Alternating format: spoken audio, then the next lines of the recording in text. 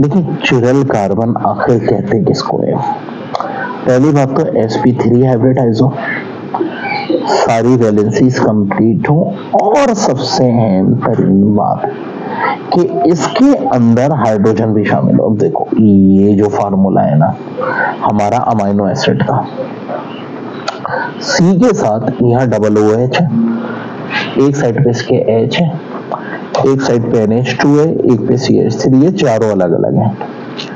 और ये C chiral centre कहलाएगा और कंपाउंड कहलाएगा अमाइनो एसिड।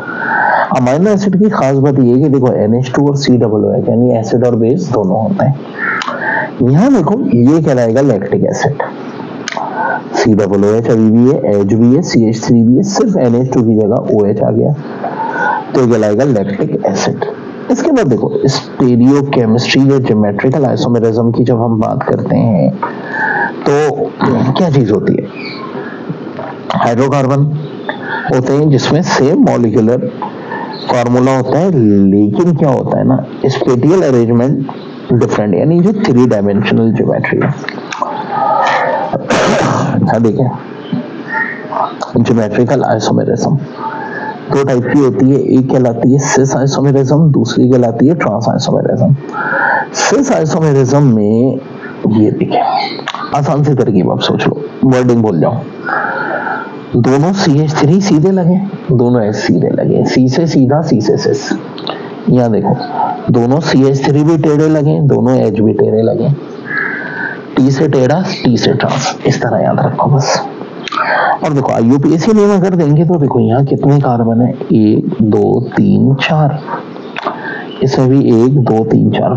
फर्क ये है कि देखो 2 ब्यूटेन तो दोनों है, डबल बॉन्ड है, बस इस वाले को हम सिस 2 ब्यूटेन कहेंगे, इसको ट्रांस 2 ब्यूटेन कहेंगे। इसी तरह यहाँ देखो, यहाँ दोनों क्लोरो सीधे लगे इसलिए सिस, यहाँ दोनों क्लोरो टेढ़े लगे इसलिए ट्रांस। अब सिर्फ 2 कार्बन है तो सिस 1 2 डाइक्लोरो इथीन, और यहाँ जगह ट्रांस 1 2 डाइक्लोरो इथीन। अब ऑप्टिकल आइसोमेरिज्म ये बात रह गई, compound having the same molecular structural formula but different from each other by the optical rotation of plane process light are called optical isomers. और एक और नाम भी होता है इनका, एनोंटोमर्स। कोई पूछे ऑप्टिकल आइसोमेरिज्म या एनोंटोमर्स में क्या फर्क है, ये बढ़िया है, MCQ है तो सेम है, या ऑप्टिकल आइसोमेरिज्म दूसरा नाम एनोंटोमर्स।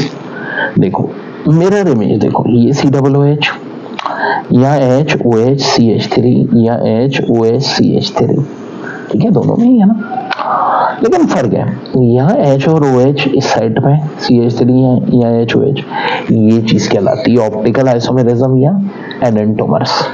यहाँ भी देखो ऐसे ही H NH2 CH3, यहाँ भी है। तो इसमें 2-3 बढ़िया बातें होती हैं कि देखो ये इलेक्ट्रोमैग्नेटिक रेडिएशन होनी चाहिए और ऐसे सब्सटेंस में होगा जो ऑप्टिकली एक्टिव होंगे। अब देखो जो एंटी क्लॉकवाइज होगा वो लेबोरेटरी कहलाएगा या एल आइसोमर, और जो क्लॉकवाइज डायरेक्शन में होगा डेक्स्ट्रोरेक्टरी या डी आइसोमर कहलाएगा। ठीक है, तो आगे this property of rotating plane polarized light when passed through a solution of compound is known as optical activity. The device which measure the optical activity is known as polarimeter.